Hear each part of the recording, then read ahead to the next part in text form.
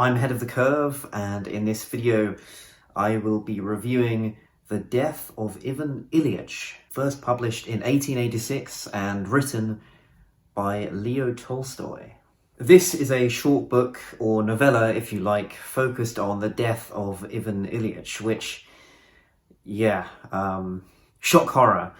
The first part of this book is quite elegantly focused on the aftermath of what the main body of the story is focused on, which is the journey of or to the death. The beginning, which I liked very much, is focused on the external view of Ivan's life, and it's only a few pages long, but it sort of portrays the family members as being very caring and them being very distraught, which of course they are distraught, but they didn't exactly show it that way. But I'll get into that soon. Now, I will be going into the spoilers of this book because I just can't help myself from dissecting it, as I said in the intro to this video. I really enjoyed this book, and if you haven't already read it, then what are you doing? It's like,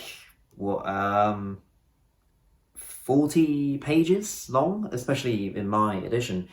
It's such a short piece, and it's focused on, as far as I'm concerned, just mortality, death anxiety, and all sorts of social issues as well. So yeah, this is for those who aren't going to watch the rest of the video. Go and read it and then come back to me to hear my thoughts. But for those who are staying, let's get on it. So the first thing that I found interesting was how much of a piece of work Ivan's wife is throughout. Oh my god. Yeah, so when it goes on to his life and explaining the origins of what he's done with it, and his more of his character development that Tolstoy writes about to create the the narrative of the piece. Yeah, his wife is very resentful and bitter after their marriage, and after I think their children died. 2 of their children died. So I mean, you can understand to some extent why she would be that way. And of course, there are many things that we're not told about his wife because it is focused on Ivan himself. So yeah, we don't know a lot about her. However, from his point of view, she's just a massive bitch, basically. And what's interesting, or at least what I found from this, is that Ivan becomes her in a way. Because she poisons him so consistently with her negativity, he sort of becomes like her, insofar as being bitter towards his family and her later on. And so he essentially gives back what she was offering him. And I found that to be interesting because obviously Ivan talks about how much he hates it and how bad it makes him feel, but at the end of the day, he becomes just like her. So I found this to be an interesting nuance that Tolstoy may have intentionally put in. I'm not really sure. This is just conjecture. Me doing these videos and talking about them, it is mere conjecture, so I'm not sure what Tolstoy intended, but at least from what I found or what I interpreted, it felt like he was becoming what he hated. And I mean, it's not a surprise either, because many people, and I have as well. I mean, I try not to nowadays because I've learned from it. But it's very easy to be around people who don't want the best for you, or obviously most of the time you don't know that when you're there. But yeah, like looking back, there are obviously many people, acquaintances that I've known that haven't been the best for me, and so Ivan's wife wasn't a good influence on him, and he became her because he was so exposed to her behaviour. And yeah, I just felt that was a symbolism for how important it is to be aware of your company and how to move on from bad influences in your life, perhaps. And not that he does, really. I mean, if you consider dying a good form of moving on, then fair enough. But yeah, I mean, that isn't a method of moving on from the past that I'd recommend personally. But yeah. Another detail that is embedded within this point about Ivan's wife is that even in many ways you could say was ignorant of life's darkest areas, I suppose you could say. He would enjoy house parties, or dinner parties, I mean, and house parties. Anyway, uh, yeah, he would like gatherings and sort of I don't know, bourgeoisie feeling sort of meetings or gatherings, and it seems to me at least that this might have been Tolstoy saying that he had such bourgeoisie virtues, and when his illness came along, it's almost like he saw through his own lifestyle. And because his wife, I mean, we don't know much about his wife, obviously, as I said, but it's like he experienced this revelation about the true value of life, or whatever the hell you want to call that, or at least he had a revelation about the hard, cold reality of life, which is the inevitability of death. And so I felt that this helped him to be more philosophically engaged with his own mortality.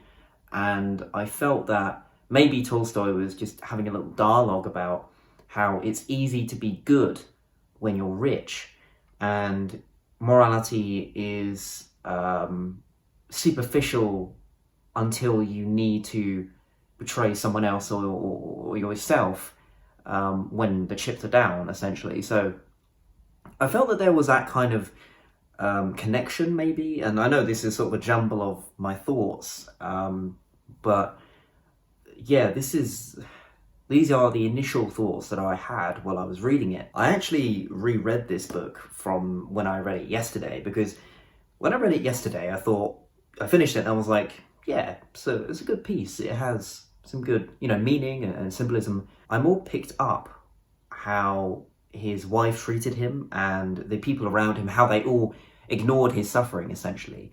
That's what I picked up on the first time reading it.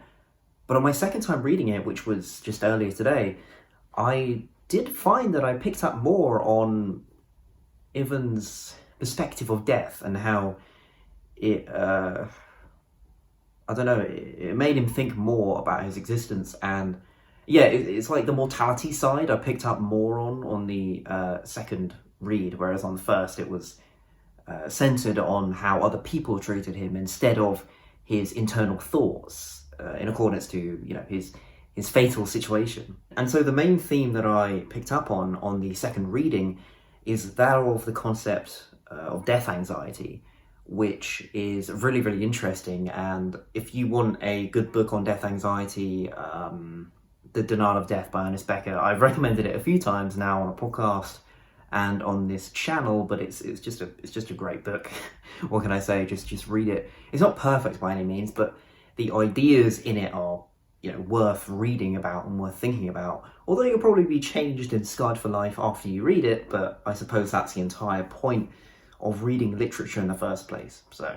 But regarding how this book dealt with the topic of death and what it means to face death, I felt that this is the best fiction piece that I've ever read on that idea, because as you know from reading it, like at the end he's constantly thinking about his illness and facing his inevitable death and being traumatized by his own internal dialogue. And there are some direct quotations that I want to read to you, so here we go. No, there's no point in fooling myself. Can't they all see, everybody but me, that I'm dying? It's only a matter of weeks or days, maybe any minute now. There has been daylight, now there is darkness. I have been here, now I'm going there. Where? A cold shiver ran over him. He stopped breathing. He could hear nothing but the beating of his heart. And he has to take this knowledge to bed with him, along with the physical pain and the terror, often to spend a near sleepless night because of the pain. And next morning he has to get up again, put on his clothes, go to court, talk, write, or if he doesn't go out, stay in with every one of those 24 hours that make up a day and a night, each of them an agony. And he has to live like this on the edge of destruction, alone, with nobody at all to understand and pity him.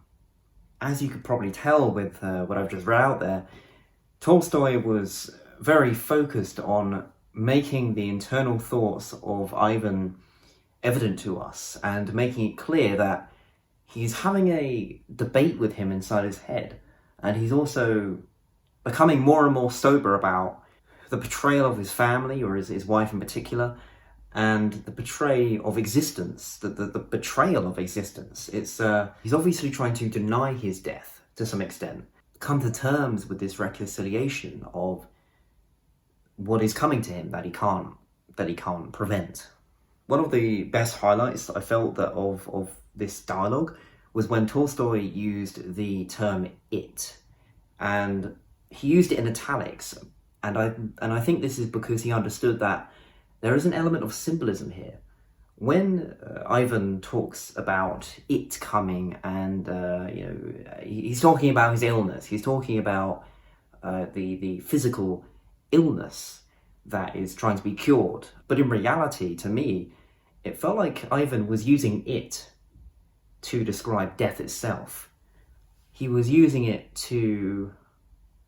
He thought that his issue was the illness, but really it was his anxiety over death, and how even if he is cured, even if he reverts back to the life, the bourgeois life, the hosting of his friends and dining, even if he returned to that, his illness that he has at this very moment might have gone, but the inevitability of death itself will always remain. And I feel that, in a way, this book is a didactic piece of literature, because it supplies reason to believe that if he got better, if Ivan was healed, he would learn something. And as the introduction notes, which is written by Anthony Briggs, he writes very well that in many ways he wouldn't learn from this event, because you can't. You'd only sort of have more of a realised view of mortality. It's not like you could do anything about it, right? You can just change your view of things, but that doesn't change that thing in itself. The story itself is... it can imply that Ivan would learn something, but in reality, yeah. Even if he did, it wouldn't change anything. And I think inevitability, that's a key theme of this piece. And yeah, I just find it infinitely interesting. And to clarify on the point that I made about Tolstoy using the word "it," here is a short couple sentences that would probably give it more context in why I feel that it's a symbolism. It kept coming back, facing him and looking at him, while he sat there rigid. The fire went out of his eyes, and he began to wonder whether it was the only truth. Another interesting and philosophical quote that I found as well, it's just a sentence, which is, "When we are ill, we ask a lot of pointless questions." I found this to be especially interesting because it's very true. Many patients, and I've read a lot of books on mortality, and I've read a fair amount of fiction, and obviously the denial of death and so forth. They want people to acknowledge their position in how they feel, their suffering and pain. A patient wants other people to act as if that they're in the same position, maybe, or at least they understand. And I think a main element of this is that we always want something to blame when things go wrong. Whenever we experience torment or pain, we always want to attribute it to something that alleviates our responsibility from that thing. We don't want to go through that sorrow of realizing that we might actually be the root of that problem. And I think that is a pretty deep idea. And I think that's why people appeal to a higher power, a personal deity. When things go wrong, they kind of blame God. And so yeah, we want to blame something else for the suffering. And this reminds me of the quote that I reference quite a lot nowadays by Otto Rank, which is, "With the truth, we cannot live." With the truth of Ivan's disposition of facing an inevitable death, he needs to believe that, well, he'll get better, or the people around him love him. He needs to believe in something higher than what his disposition is. And so the narrative, the dialogue that Tolstoy puts in here of Ivan's internal thoughts, it's dealing with a defense mechanism of his irreversible situation. And that's how I felt. I felt that through his internal thoughts, Ivan was just buying himself some time, some spiritual time. He was trying to deny his situation, but it's a situation that he could not, at the end, prevent. And as the introduction and just the back of my copy says, Tolstoy was going through a spiritual crisis at the time of writing this book. And obviously God was a big theme in the late 1800s. There is a point in the book as well where Ivan begins to cry like a child, and all he wants is a hug, some sort of physical consolation, somebody to treat him as if he is a child, I think Tolstoy wrote it as. And then he goes on to talk about how he believes he is a good person, and he is resentful at God for letting this pain and suffering occur to him. And paradoxically as well, he goes on to say he dislikes this, but he also dislikes how God does not exist, which, when saying that you resent God for not helping you and then saying that he doesn't exist, it's a paradoxical claim, because obviously if you don't believe in God, then why would you blame him for anything, because he doesn't exist? But I found this to be a natural progression of thought. It was like a spillage of his thought process, like, oh, God made this happen. Conclusion, well, the good God wouldn't make this happen. And so to me, it felt like it was a natural progression of Ivan's thought process, and it was splattered onto the page. And I think that Tolstoy beautifully composed that. And I don't know if this was his intention, but I appreciated it nonetheless. If there's any argument that people use to negate the existence of God, it's usually the moral argument, because people are just so shocked that God would allow bad things to happen to them in such the way that they do, such as child abuse. And for Ivan, this was inexcusable. As I mentioned before, he believed himself to be a perfectly moral individual. The worst thing that he probably did, and I'm referencing the introduction again, the worst thing that he ever did was equivalent to the modern age, just watch too much TV in the daytime.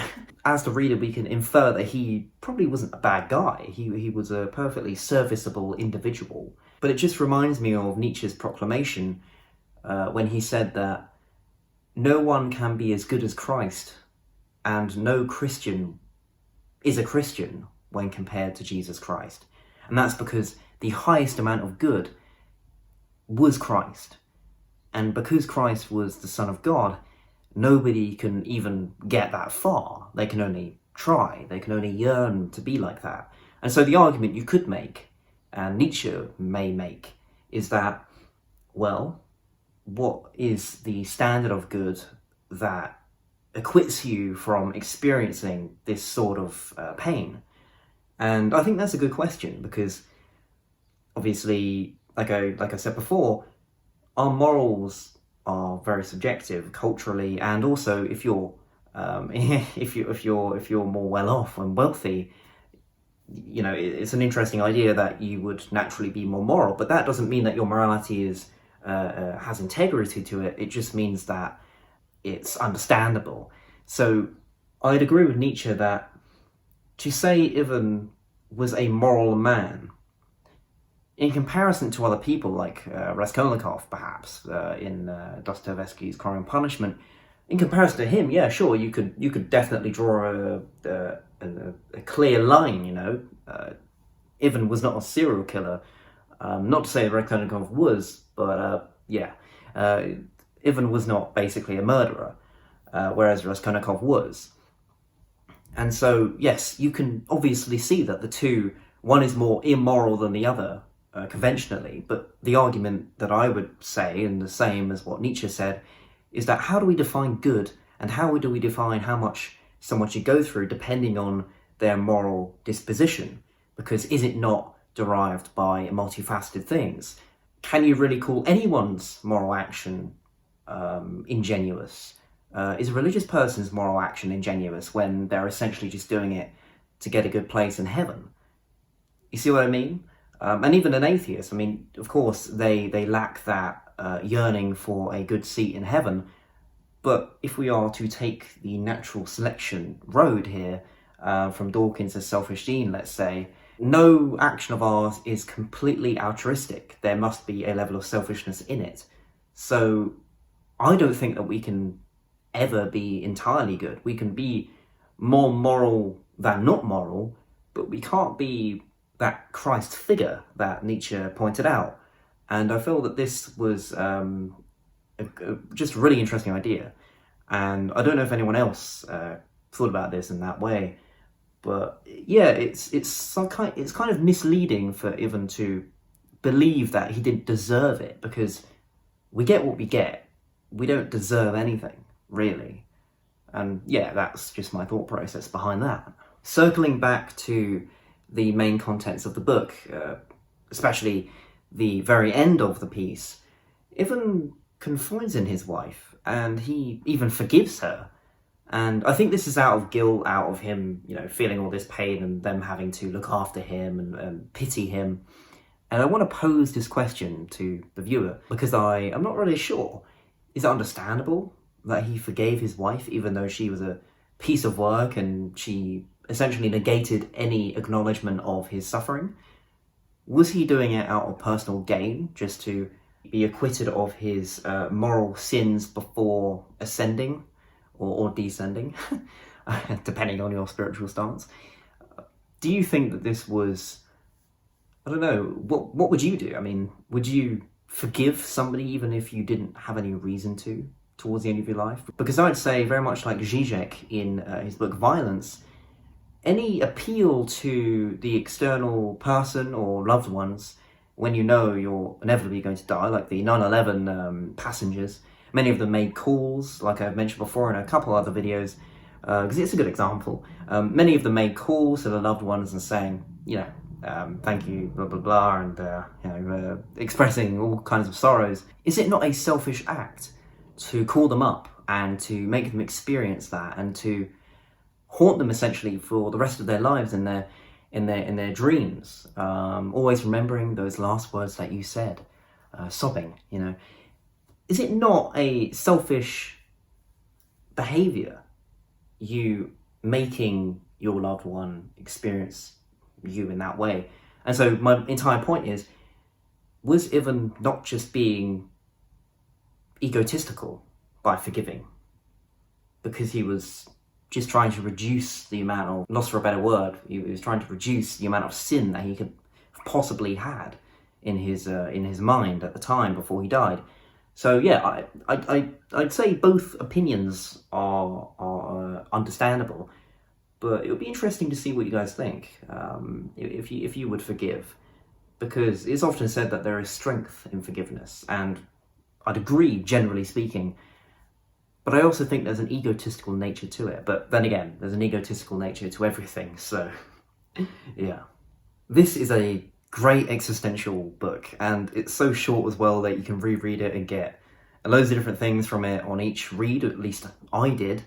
I think this is just a brilliant short piece, and I think it's the best fiction that I've read that has a good relationship to death anxiety and what it means to die or to be dying, and it has a lot of social commentary as well. And I think the main corpus of the narrative is focused on how, if we are trapped in the abyss, is it not more advantageous for our own existential security to befriend our captor, which is the Grim Reaper or death itself? And so I think that's what Ivan Ilyich does. He befriends his captor by the end, and to die at peace, he must view it as a blinding light, as he implies at the very end. He has to view it in a positive way in order to drift off into the abyss. So I think that is a defense mechanism overall, and that the same happens with near-death experience individuals too. And yeah, I just think it tells a pretty prophetic story about man's mortal weakness, or weaknesses, because there are many. Yeah, I just think it's very, very meaningful, very poignant, and I will just read it again and again and again and hope to get more from it. Yeah, so I hope you guys enjoyed this review of The Death of Ivan Ilyich. I've actually got other stories in my copy and I haven't read them yet. I just wanted to read this one because it's the most popular. And yeah, so maybe I'll review some of them. I don't know. I have no idea if they are as good. Leave a like if you enjoyed and subscribe if you're new here as well. And yeah, I've been Ahead of the Curve. Thank you very much for watching, and I'll see you in the next video.